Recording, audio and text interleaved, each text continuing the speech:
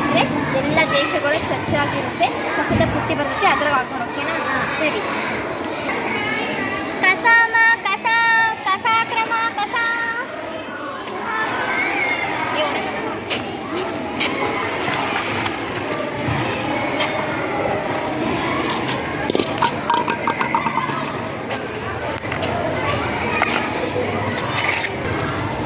ನಾವು ಸ್ವಚ್ಛವಾಗಿರೋಣ, ದೇಶ ಕೂಡ ಸ್ವಚ್ಛವಾಗಿರುತ್ತದೆ.